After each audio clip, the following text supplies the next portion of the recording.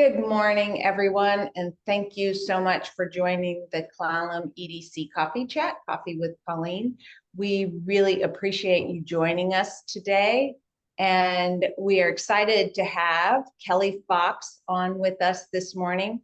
And Kelly, if you didn't know, used to live in the Port Angeles area, and he was the former CEO of Lumber Traders and Hartnagel's, and he was also the chair of the Colleen County EDC. And for a period there, kind of as interim, he was the executive director of the EDC. So he's got a deep history in our area and did a lot of volunteer work for Colleen County EDC. So with that, thank you so much, Kelly, for coming today. And he is with Kodiak, and recently Kodiak purchased Thomas Building Center. So he's going to talk to us about that. Take it away, Kelly. Thanks again. Oh, thank you, Colleen, for the great intro. Much appreciated. So first and foremost, before I get into this, I would just ask that anybody, any question, any time, I would really rather have this be conversational. Let's talk about who Kodiak is, why we're in the market, the things that we like about the market, maybe why sellers chose us, whatever you want to know. Really, all cards can be on the table as much as they can be anyway. And so with that, I'll start it there. So Kodiak was founded in 2011 with our founder, Steve Sweeney, and a couple others in the building materials space, with a goal to kind of revolutionize the building or construction supply industry by focusing as a strategic roll-up on how to maintain the legacies of the businesses we buy. There's a lot of strategic partners out there that'll come in there real quickly and change the name on a building, do a whole lot of different things. Our goal was to really keep those legacies, the legacies that built our industry, intact. If you kind of go around the country and look, there are 137 locations in 29 states from coast to coast, border to border. It's 42, well, now 43 operating companies with a deal that has closed but hasn't made the public announcement yet. In another state. But not a one of them anywhere on the sign says a division of Kodiak Building Partners. You can see it with some US LBM, Dow Holdings. There's a lot of other roll-ups around the country doing similar type things, but every one of them will say a division of this, a division of that. That's not Kodiak's model. We really, truly want to be local and independent. Locally led, I think, drives a lot of what we are. I think if you were to go onto our website at kodiakbp.com, you would see these same values I'll just share with you now. But our goals are to be entrepreneurial first, driven to overcome any challenges and exceed expectations. We want to be local and rooted in our communities. We're going to support each other like family, and I'll talk a lot more about that as we get further into this. And then we're going to collaborate with each other and learn from each other to be the best in the business of what we do, and then to share in that success. And then I think more simply put, Kodiak is all about creating a culture that empowers local leaders to succeed in the communities they serve. Anything we can do that's going to support, in this case, it's Tony Steinman, who's been a longstanding resident of Sequim. And well, I think he lives in PA, but been in that Sequim market for 30 plus years. Tony gets to call the shots. That's Tony's business to run. Now, there are things we're certainly going to support him with, or maybe do behind the scenes. But ultimately, those are Tony's decisions to make, and we want to empower him to make good decisions for the community, the same as they always have. I personally believe that, when we buy a business, we're looking for that secret sauce. What is it in that business that really connects them to a community, a culture, whatever it might be? They've got a secret sauce there. And now my job is to get out of the way and not mess it up for Tony. Or if Tony's going to mess it up because he thinks Kodiak wants him to mess it up, how do I tell Tony no? That you need to continue doing what it is that made you successful. And so that's a little bit about our history. It would say, I guess, it just add one other piece. Part of the Kodiak brand is to be highly diversified in the businesses that we own, all within the construction supply space. So we have the lumber business, the space where I'm at.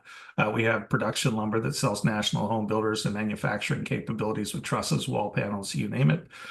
We have steel and rebar fabricators. If you want to build a bridge, we got a division that probably builds a bridge. If you want to build a skyrise, we got divisions that build skyrises. So we do kitchen interiors, appliances, cabinets, all of the things that you would think that go along with that, gypsum business, and then doors and millwork for both commercial, multifamily, all of that. And so really we cover just about everything in the building materials space and do it across the country and really what we like to think is diversified. So if there's one part of the market that's down, the other part of the market may be up. And so that's where you separate the commercial from the residential or single family to multifamily, you name it. We can kind of go all over and be pretty agile in that space and really protect each other from or insulate each other to some degree from any downturns. Okay. Any questions there? Anything on the history anybody wants to know? So what is your role specifically at Kodiak? Oh, I am the senior vice president of lumber in the Pacific Northwest. And I oversee what is it? 9 of our 42 businesses, and then I work with another 21 of them, or I guess, sorry, 18 in the lumber space, specifically around the country on supply chain programs, opportunities, acquisitions, do some evaluation on operational diligence, a lot of those different things. But day in and day out, my role is to support Tony at Thomas, Tom and Carlson in Port Hadlock, Wade up in Bellingham, whoever it might be down in Oregon, Wyoming, wherever. So what other building supply companies do you own on the Olympic Peninsula? Carl's Building Supply in Port Hadlock. Okay. Okay. Got it. And we've owned them since 2021. Okay. And so one thing that really piqued my interest is when you talked about we want to share in the success. You know, I think the disadvantage is that the profits from the company, when it was owned by Little John's, you know, Bill was famous for donating locally and keeping those profits local with the Boys and Girls Club, member of the EDC, and just things like that. Just donating and keeping those profits locally. Can you speak to a little bit of what is the policy or what you expect to see now that Thomas Building Center has moved to a model that's corporate owned, and presumably, you know, if there's investors, they expect that return to go to them, and that's outside of the area. Yeah, that's always an interesting one. I get asked this question a lot, and realistically, the statement I'll say to you is the same one I've told Tony now a dozen times, and it'll probably take a dozen more for Tony to really hear it. But whatever Tony did before is what I expect Tony to do now. What Bill did before, I expect Tony to do now. You know, it's those same connections, the same kind of things. Now, are we going to sponsor a hospital wing? That might be beyond the stretch of what we can do or have that capacity. But to support habitat locally, if that's where Tony chooses to go, the Builders Association with any foundation stuff that they're doing, or charities. I'm just trying to think through the various things where it could be a local school initiative. It doesn't really matter. If he's been engaged and wants to continue to do it, we want to support that in every which way. And that is ultimately Tony's call to make. Okay. The only difference would be is we budget for that. You know, much like a lot of businesses in town, if you're running on a budget, we just put those budgets in annually. And so we don't, where we struggle is when that request comes in August for, hey, I need some money in September. Well, okay, we didn't know anything about it. So how do we get that request sooner? And that's the same as, you know, when I was at Lumber Traders, that was a hard thing for us, just the same as the requests come in and you want to help, but you really don't have that budget left. And so you try to figure it out. The sooner we get those requests, the better we can be at trying to facilitate more of that.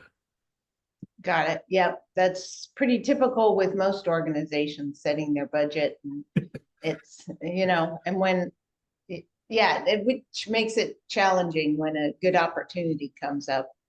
But So what was the total number of businesses that Kodiak Building Partners owns? It's 43 separate businesses around the country in 29 Okay, states. It was 137. I think it might be up to 139 locations there, individual locations.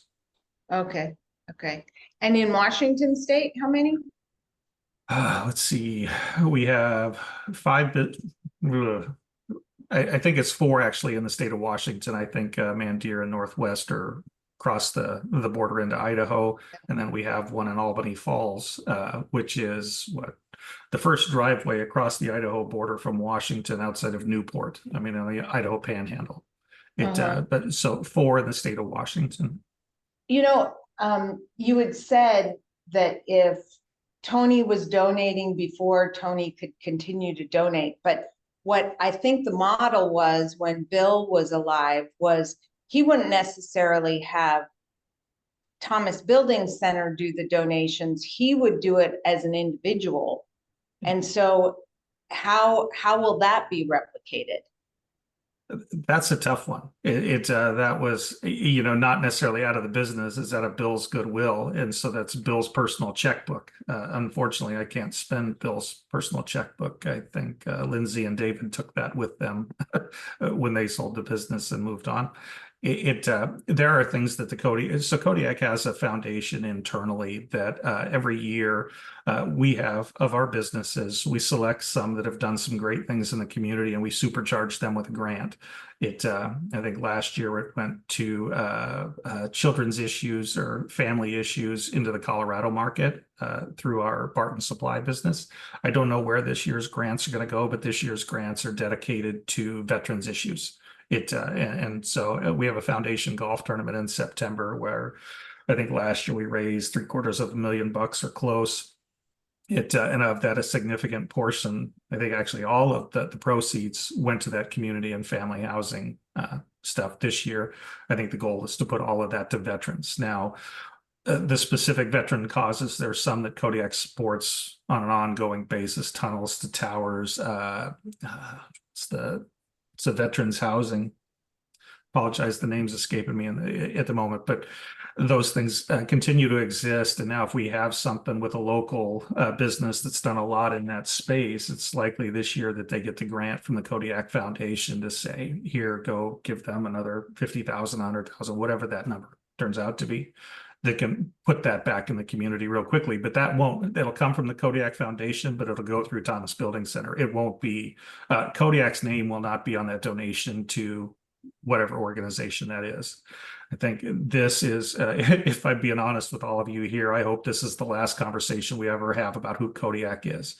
I would really rather you just know that Thomas Building Center is still a staple in the community and really just gonna be there for the long haul. Mm-hmm. So, I think there's a bit of fear when, in the community, certainly builders are concerned about how would service change and that kind of thing. And change always drives fear. But the other thing that I'm thinking about is, as an example, Seabrook is talking about coming into the community, a big organization, a huge investment into our community potentially. But they have a program where they say that for every sale, 1% of the sale will go to an affordable housing foundation for the community in particular. Is there a potential for something like that to be able to be created just to alleviate some of that fear, or to be able to, for Thomas to really be able to step up with to show that legacy, that how it was created through Bill Thomas and then later on with Bill Littlejohn, that kind of community commitment is still available and there?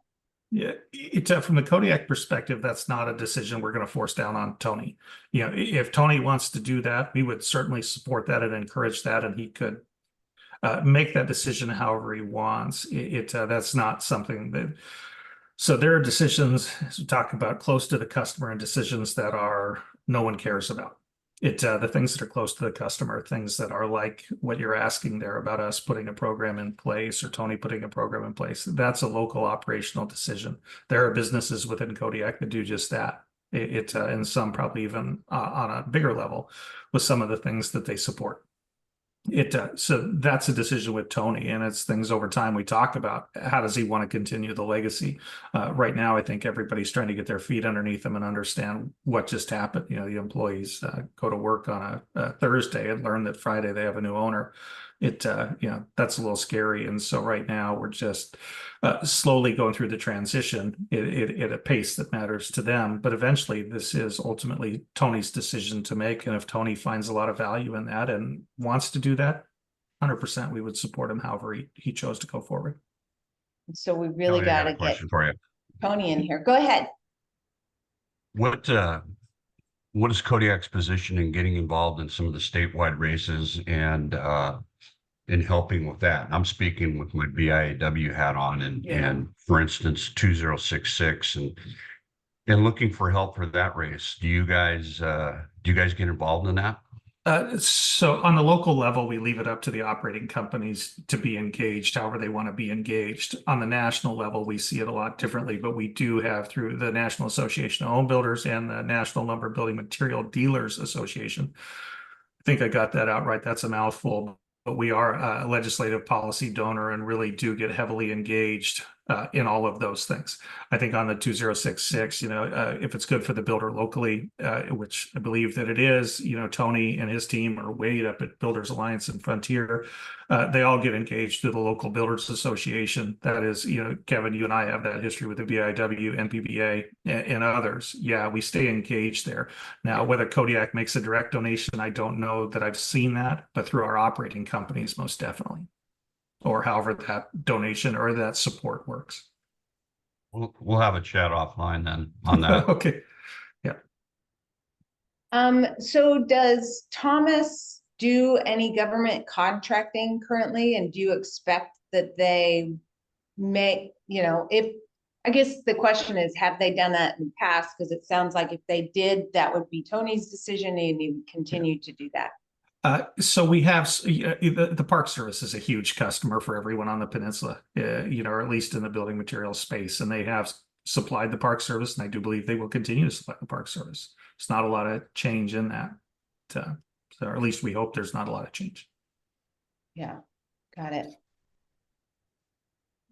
So does anyone else have any questions for Kelly? I know one thing is I'd love to learn more about the foundation, and certainly, we have veterans at a really high density in our county, and I bet Randy Johnson could speak to that. But is that foundation program closed, or are there applications that are still available? Well, so the foundation every year goes, 1 year is veterans, which happens to be this year. Next year, it'll go to community and housing. It's our community and children kind of things.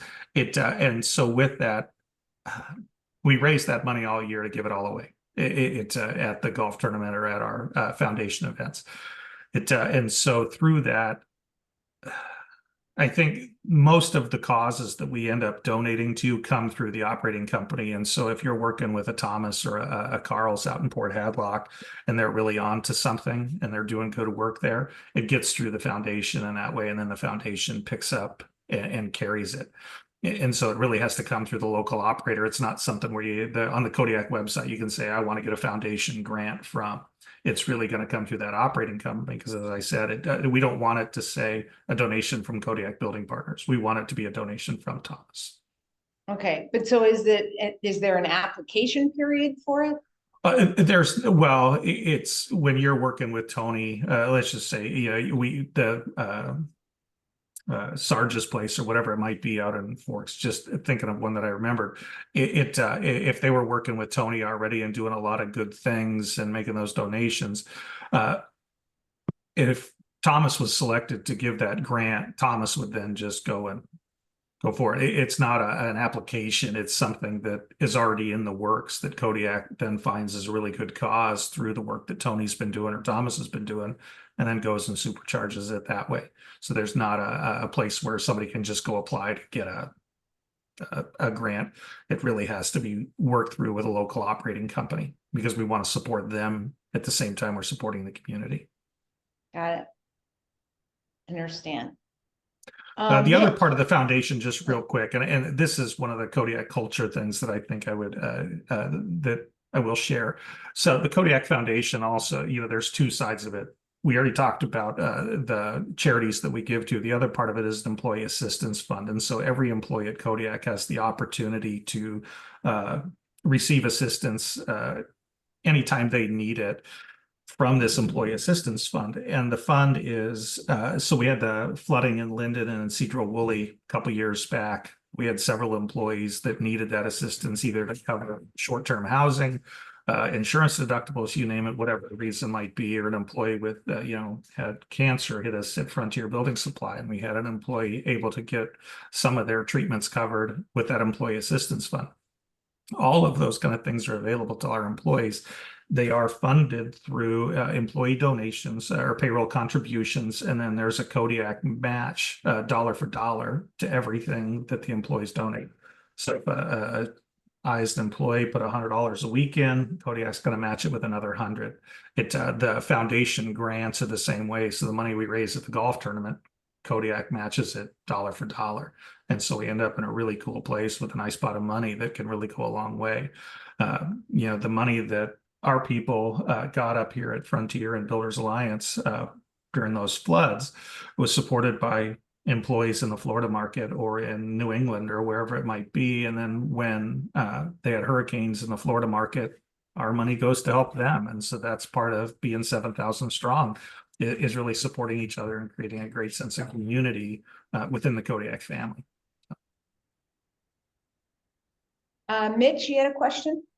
Yeah, I had a two-piece question. Why did Kodiak decide to target Thomas Building Center in particular, and then why Sequim? And then what are the biggest changes, if any, that you expect to see at Thomas Building Center? Okay, great questions. So let's just start with Sequim first, and then we'll get into Thomas, if that seems fair. Yeah. So as we look around, and Kevin as a builder can probably attest to this, builders need a couple of different things. They need lots, labor, and lumber. Yeah, no. Sequim has plenty of lots and continues to build lots. Now, permitting issues in Clallam County and others continue to be challenges. It's no different than anywhere else, but there's an availability of lots and a long-term stability in the market that's attainable, affordable, whatever you want to call it. There is the ability there. And so we were really happy with all of that. Two, we were already servicing the market with out of Carl's and Port Hadlock. And so when the opportunity came up to acquire Thomas, it was an addition to that and really helped strengthen our position in the market with the two. And the beauty of it, from my perspective, is they were selling different customers into the same market. And so I didn't have to go buy the same customer twice, if that makes any sense. So now I've just expanded the portfolio or the wallet share that I have across the region. And the other part of it is, Carl's was number one in the Hadlock market, service in Jefferson County, just on permit volume or the number of starts, those kind of things. Thomas was number one in Clallam County. And so now really I have the number one position we have the number one position in the entire market for Clallam and Jefferson County to the pro home builder. Now, that doesn't mean that we're the biggest or any of that. I mean, maybe in that sense we are, but there's a lot of good retail. Lumber Traders does a heck of a business and serves a lot of builders in their way too. This just really for that pro business that really is core to who Kodiak is, they were number one in the market and allowed us to there. Now, why did we choose Thomas? Well, it's actually a flip of that. They chose us. They could have sold to anyone. They had offers from others on the table, and they chose us because leaving the legacy in place that Rand Thomas and Bill Littlejohn created was super important. There are others that would have changed the logo, changed the name, possibly changed a whole lot of other things. Kodiak's going to come in there and really try to leave what works in place and really not mess it up. I mean, it's my number one goal, is to not mess it up. to really let them continue to do what they do. They were a profitable business and a great business, and that's the reason we wanted it. And so when they said, "Hey, are you interested?" Heck yeah, we're interested. Probably took a little longer to get the deal done than some, but that's ultimately because our diligence process is not easy. We will turn over every stone in the business, turn over whatever stones we need to in the market to really try to truly understand how we get engaged and how that business, are they a fit or not? We could have looked at Thomas, they could have been number one in the market, and had they not been good in a cultural alignment, we would have just walked away and said, sorry, this is not for us. But I can look at the team. I can see Allison on the board of the NPBA. I can see Tony volunteering at the Little League as an umpire. Anthony at the BMX, was at Lincoln Park BMX there in PA. Others doing a lot of different things, volunteering with football, this, that, or whatever. Those are people that are engaged in a community they care deeply about. And so as we talk about profit leaving the community, well, guess what? None of those wages have. Those wages all stay. That's the money that's really being spent day in and day out in the community. And those people are engaged in it, or the team at Thomas is really heavily connected to where they live, AJ and others. I go right down the list. And so we wanted to make sure we could do that, because the other option, quite honestly, and no one likes to talk about this too, but with Big Lots going out of business, Thomas could have gone the same way. There's not a succession in the business. Nobody internally was going to buy it. If they wanted out of the business, they could have just sold the real estate and moved on. And instead, they keep the real estate on a really long-term lease. They then run the business. We get to run the business how we want to do it. And everybody wins in that situation. The employees get to stay and everyone stays connected to the community. Does that answer the question? Yeah. So do you expect to retain most of the employees? So far, yeah. There may be some small changes, but I would like to think we're going to retain 98, 99% of the employees. Now, there are some things that Kodiak does internally that Thomas used to do by themselves as a single independent that they would have to. A lot of the things that Kodiak is going to change are things behind the scenes that we hope you never really have to see. The financial accounting, everything we're going to roll up in our office in Denver, because we want a consistent set of books and a consistent time period. There are things that we do when we close our period and manage our business behind the scenes that matter. So the benefits administration is all going to happen at corporate office. When you've got 7,000 employees, there's a scale that comes from that. And so you don't necessarily need that being done at the local level. We can do that in Denver much more efficiently across the spectrum. And the other part of it is IT. No one cares. Well, Colleen is talking about her internet not working. That's a big deal to us too. And so everybody just cares that it works. They don't care how it gets there. How they get online doesn't matter as long as they're online. So we really, that benefits administration, the accounting, and the IT, those will be some changes that you'll see. Now, if you're a customer doing business with Thomas, the credit decision is still made to Thomas. Again, it's a customer-facing thing. And so that credit decision is local. You pay your check to Thomas Building Supply, not to Kodiak Building Partners, any of those things. That all is highly local and stays right there. And so we'll continue to work that way. And then with the addition of, in this market, it was a little different. And because of Carl's being so close by, Carl's had a pretty top flight CFO, or a really good guy managing the back end of that business and rolling that up to the Kodiak level. And so we didn't really need to have two in that place. And so, it's got some that may want to stay, may not want to stay. We really kind of helped support that however we needed to really consolidate those businesses on the back end, because there was efficiency to be had. Okay, there's a really good question in the chat. And, I was just thinking, I keep on hearing about all the problems with sawmills, they're closing left and right. UC just announced yesterday that they were going to close as well. So Jim Hagwood asked, from a macroeconomic perspective, what do you see as the price trends on lumber in 2025 and 2026?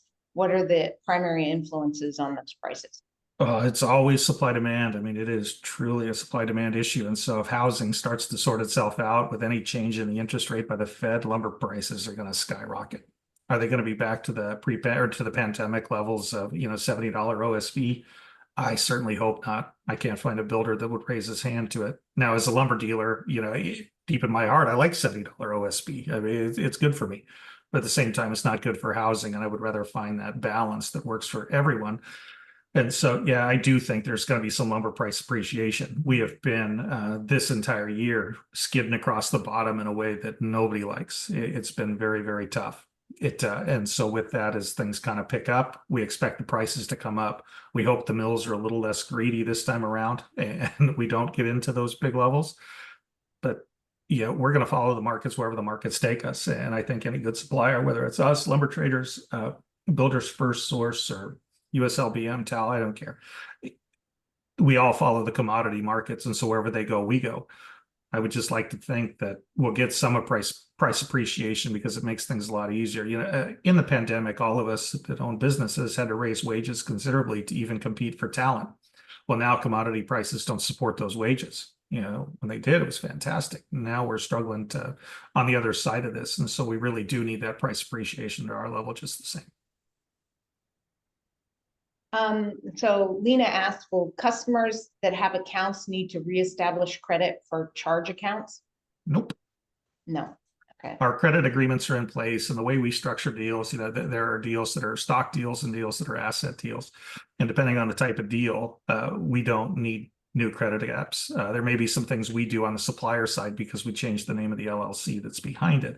But on the customer facing, no, with the Carl's acquisition in Port Hadlock, one of the big sticking points was customers didn't, after all the BFS transition with Kingston and everything that happened there, customers didn't want to do new credit apps. And so we learned how to do that. And that's the beauty of our organization is we don't have to. And so now we don't have credit apps or need new credit apps.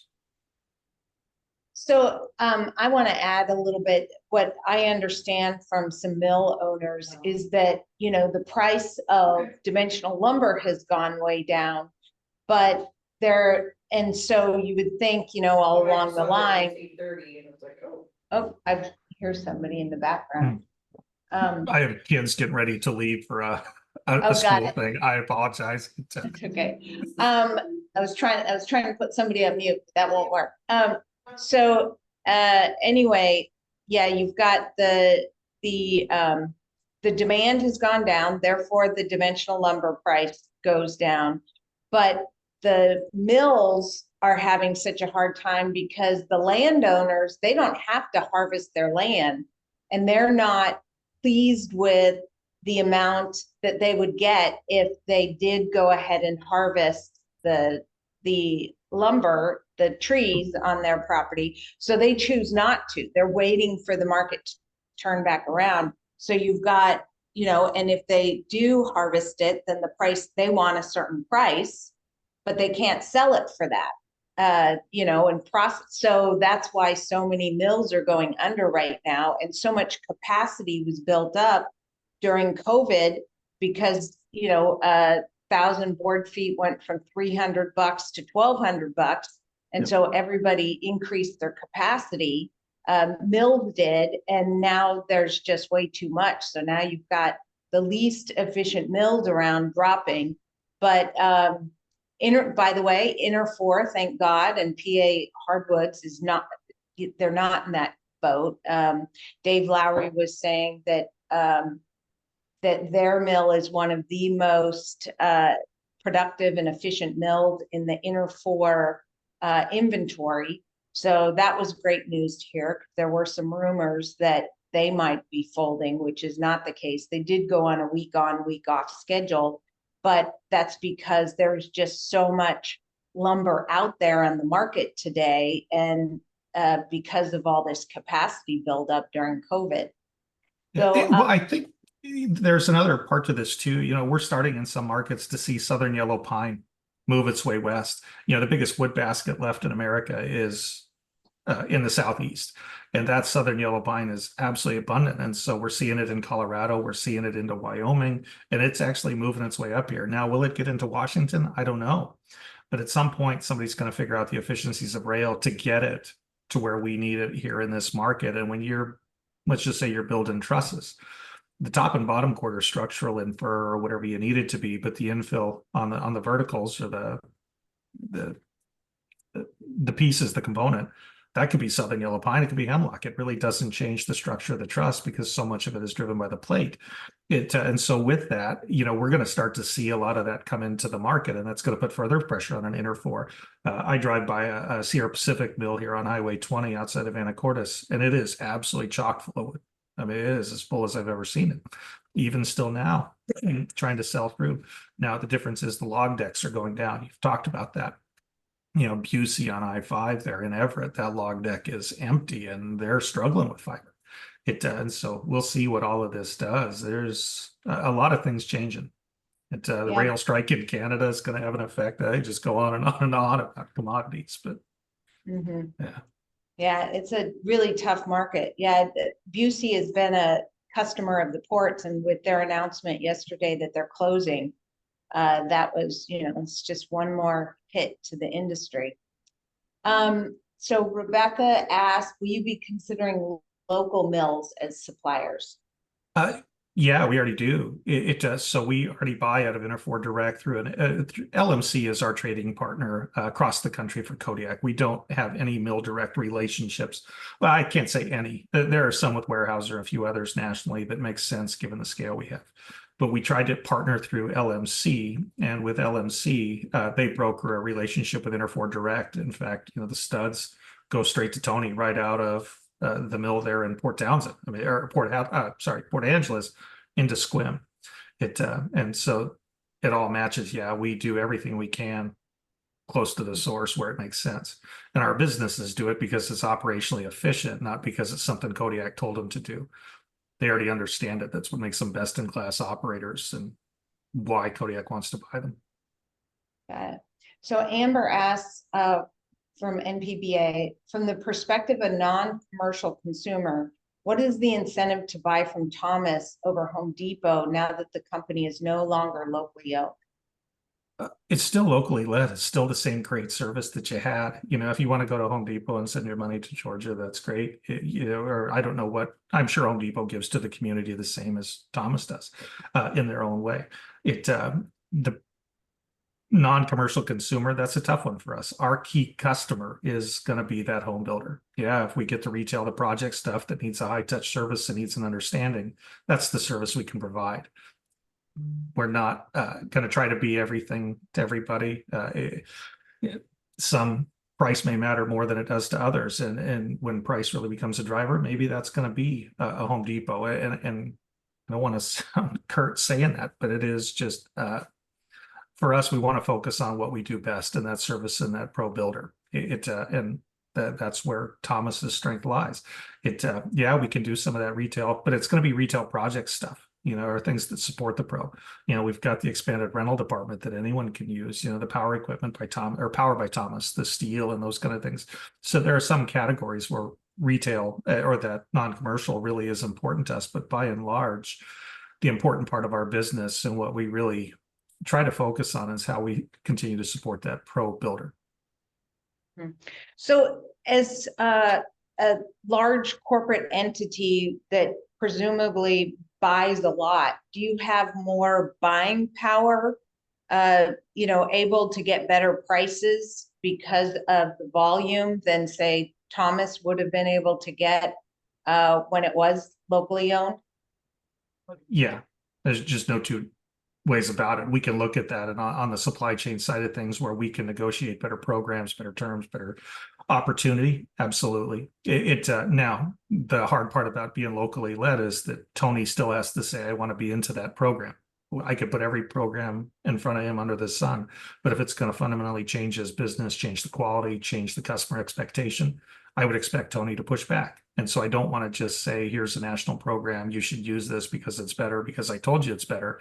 I want Tony to see that it's better and see how it's going to really help either drive pricing or drive something in his business that's really worthwhile. But Tony has to be the one that ultimately signs on to that program and says, yeah, I want to do it.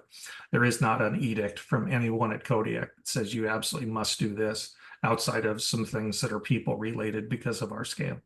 Is really the end of where we're going to tell him how to operate his business.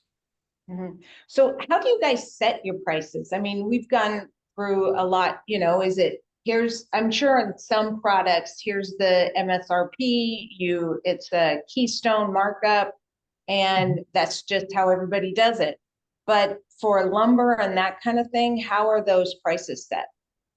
There's a lot of different ways you can do it, but I would venture to guess that everyone in the market is following the replacement cost. What's my replacement cost in the market, and my replacement cost is going to determine, I have a markup or a margin or however you want to call it that I'm going to set my pricing in based on whatever the replacement market is. Everyone's fast to follow the market up and slow to follow it down. Oftentimes, you're making a higher margin on the way up, but you lose it all on the way down. Go back to the COVID times, where 1 month we're making a 35% margin on studs at Builders Alliance, and the next month we're losing 22% margin on studs because that's the nature of the market. In the end, it comes out okay, but you're like, oh, I can't believe how much of a loss I'm selling this for. And that's what you have to be comfortable with in the lumber business. We call ourselves riverboat gamblers and a lot of things because it's just some days you win, some days you lose, and that's just the nature of commodities. Yeah. Got it. Matt Hewish, the city manager of Sequim, has some questions for you. Hi, thank you, Colleen, and hi, Kelly. We've never met, so welcome to Sequim, and nice to meet you. Clearly, you're a subject matter expert in your niche and expertise, and I love that. So, and I may have missed this. I did get, as you described your company, kind of local emphasis, operational synergies, and back office for it. So a couple different things. Is your company, it's not public, the No. Kodiak, it's private family owned, or is it so private equity, or what? Yes, we do have a private equity backer. Okay. But realistically, they're pretty hands off for us. We've been successful at what we do, and so they provide the resources, the capital to help us grow. But we are independently owned outside of that private equity bit. And one of the things, the Thomas deal is a little different in that there was nobody that invested in Kodiak with the proceeds of their sale. But there's a lot of our businesses that when they do sell, those owners choose to invest a lot of their money back into, or some of their proceeds back into Kodiak and become shareholders and That's investors. what I wondered. Yeah, so it can be a money in a shareholder or a share completely. Deal. Okay. Yeah. And let me just once say the reason that happens, I think it's kind of important. A lot of these businesses that choose to sell to us without a succession, or maybe they have a succession, but it's too expensive for the kids, the next generation to take over. They're not ready to retire, but they don't know what to do next. And they're at that age where like, do I want to put all of my nest egg in this business that's highly cyclical, where commodities up and down, make money, lose money, it can go with the wind. And so they choose to sell to us in a way that allows them to continue to operate the business. Like we typically have a 2-year deal with everyone we buy where they're going to work for 2 more years. Sure. There are more deals than I can count where those 2 years have come and gone and people have chose not to leave because they get to have fun again in the business. They're no longer worried about insurance costs and where am I getting this truck maintenance or this, that, whatever. They're just running the business. Well, and you're getting them out of the back office financial, the humdrums of the back office and IT. So I have I could ask many questions. I'll try to keep it short. So love the model. So besides the financial back office support, you talked about the IT and kind of alluded that there might be some innovation. Do you see your industry changing with any of the AI, any of the robotics, any of the, are you trying to bring innovation into your sector in some way to cut costs? And what does that look like? Okay, so let's talk about the back side of the business that no one really likes. So we have done in some of our markets, we've tested automated AP, using machine learning to clean up some of those processes and really to make it so that it's super efficient for those that do it. It's not that you get rid of the job, but you get rid of the nasty work of manually matching POs to payables. Sure. Okay, great. When that's done and you freed up 3/4 of an FTE, we have a labor constraint. So where do we reassign that 3/4 of an FTE to something that's more customer facing, more profitable endeavor? And so really that's the kind of things where we're using AI, machine learning on the back end to fully understand all of it. We've done the AP side in some businesses. We're trying it in others as we continue this phased rollout. It's all about testing for us and getting it right. We don't want to roll a program in and then go, oh, this broke, throw it away. And so that we go, oh, this never worked, and we never try it again. We really spend the time to get it right. We're looking at AR, or the credit and collections. If there's some of that where we can just auto match payments, that makes it super simple. Yeah, so there are things we're trying. I wouldn't say that we're perfect at it, but given the number of our businesses, we're right there. Some of the other technology pieces that we're actually looking at. If you go into a store, one of the things that drives me crazy everywhere I go is when the price on the shelf does not match the price at the register. I hate it more. There are a few things that make me more upset. So we are now looking, testing at a store in Freeland, Washington right now for all of Kodiak nationwide on digital shelf techs, where whatever's in the ERP system actually physically matches the shelf. And when you change it here, it changes there. And so we would like to think that eventually we roll that out. That's a huge labor savings for all of our businesses. If you think about the time we put into shelf techs, that's busy work that could be way more productive somewhere else. Sure. No, and I'm sure as you continue to, well, you guys are smart enough to, the more technology and innovation you bring, that you save costs and bring you all kinds of efficiency. So that's we see that everywhere. Does your private equity arm expect a certain return? Are you guys under any pressure to produce, or do you share your returns or whatever margins and stuff, or not? We don't. We share so Tony is the operator, gets a monthly P&L, quarterly, annually, all of those. Tony will know how to operate his business to the best of his ability. What we do is we set our budgets and we set our expectations. And once those expectations are cast in, I think we start in September, wrap it up in December. By January, they're final. And then at that point, our goal is to talk with Tony, like, okay, are we hitting our plan? Are we off our plan? What's going on in the market? I can look around Kodiak and I don't see too many times where we busted somebody out of the organization because they weren't making a number. We're really, truly independent and locally led in that way. Although we do want to see the performance for sure. I mean, there's a reason we acquired it. Sure, of course. I mean, it's business. Do you pull HR and marketing and some of those things in corporately as well, or do you keep that local? Yeah, all local. Yeah, okay. The hiring. So the way that I look at it, Tony's going to know who's going to be the best recruiter in Sequim. I could recruit somebody out of Denver, but the quality that you're going to get, because I don't know the market, I don't know the places they work, I don't have a sense or a connection of that space, isn't going to be very efficient at all. And so we leave all of that stuff there. As far as marketing goes, building materials is one of those industries outside of Home Depot just doesn't really market. We might have a Facebook page that is seen by 7 people worldwide. I mean, it's just not a connection that we have. We try, but we don't do it well. Yeah. Where are you? Do you live out here on the peninsula? I'll reach out to you afterwards or something. I live in Anacortes, but I will be in the. You can get my information from Colleen. Okay. And I'd be happy to connect with you. I try to get into the market. On every deal, there's a different cadence to it.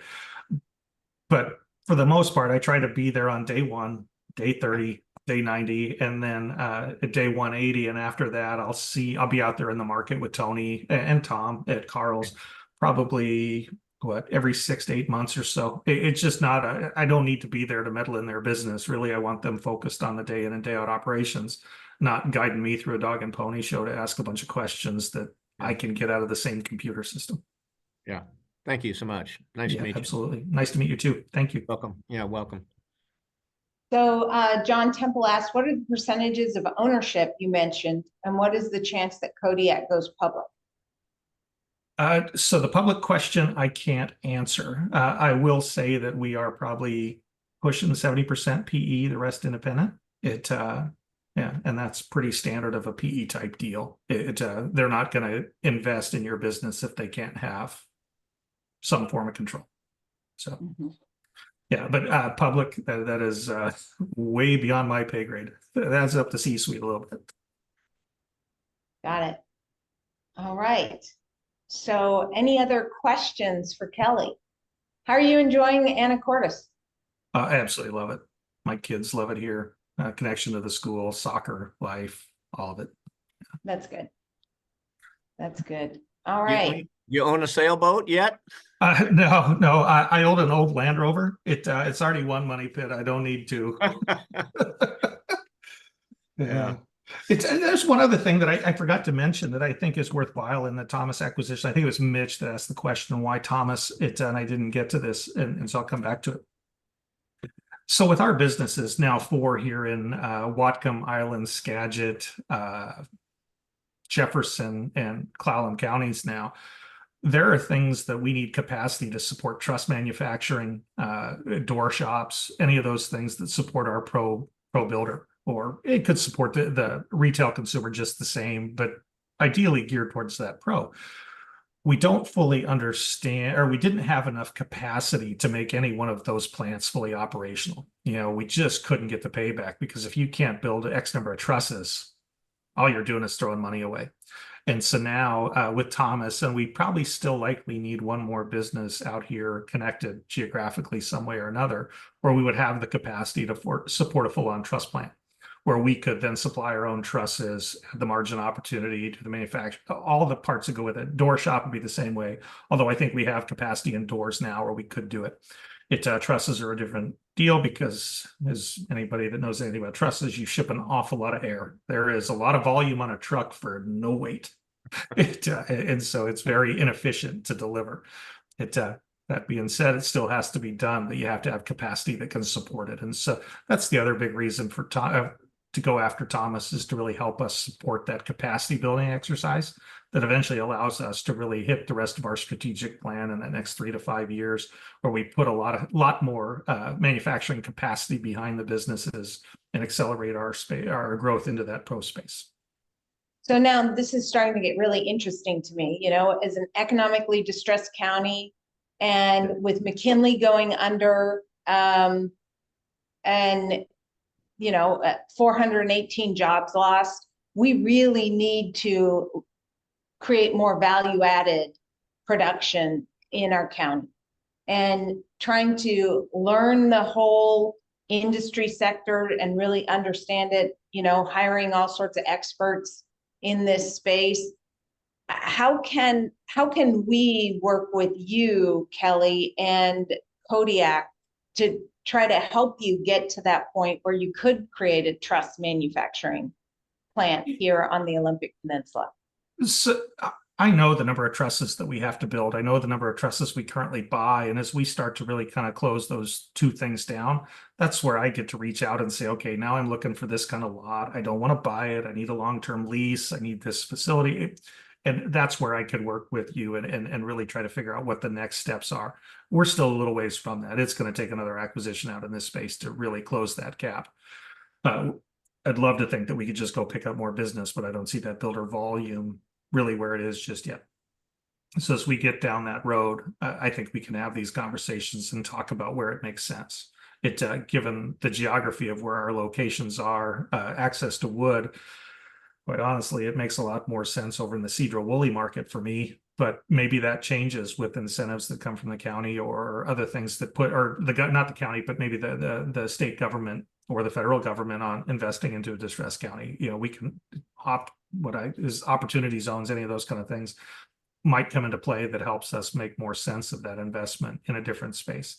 The trucking gets to be the challenge. The one road in, one road out gets to be a challenge. We are, though, we won a $35 million recompete grant, and part of that is working with the Port of Port Angeles and their executive, Paul Jarkowitz, and they are purchasing 3 new barges, and so they're going to be doing short sea shipping. Okay. Which maybe they could transport. There's a bulk opportunity to be doing that, which and they'll also be doing they'll have 2 short sea shipping barges and then 1 ocean going barge. Oh, wow. And so that's coming up here very shortly. And okay. I see Paul's on. I don't know if he wants to speak to that, but yeah. I'll save you an industrial lot or a commercial lot for you, Kelly. All right. Thank you. All right. Well, with that, does anyone have any last few minute questions? Colleen Robinson, go ahead. Oh, hi, Kelly. Good to see your Hi, Colleen. face. Good to see you too. I haven't seen any Land Rover updates in a while. No. Habitat is thriving and potentially has 100 homes coming online. So Wow. thank you for your tenure serving us on the advisory council. And I am thrilled to hear about the possibility of trusses in our area, which has always been a challenge as we build houses. So thank you. Thank you, Colleen. And on the Land Rover, my daughter got a boyfriend. She's no longer interested in helping Dad fix it. So it'll sit there until we kind of sort out some of those issues first. I'll let you know Totally more on the trusses as understand. well. Yeah, totally understand. Yeah. All right. Well, thank you again for joining us. We really appreciate it and appreciate understanding what, this locally owned business and it's, I think it makes the community feel a bit better to understand more about it. When there's a gap of information, there's always a lot of fear. So thanks for coming on and sharing with us about Kodiak and what we should expect to see going forward. Awesome. Well, my pleasure to be here. Thank you. If anybody wants my contact information, Colleen, please share it. I'm happy to answer any questions or support however we can. Just do know that if it's an operational question, I'm going to defer it straight back to Tony. If it's something Okay. that Kodiak is going to be responsible for, I will handle that and address it appropriately. All right. Terrific. All right. With Awesome that, stuff. thanks everyone. Thank Have you a all. great day. Too. All right. Bye-bye.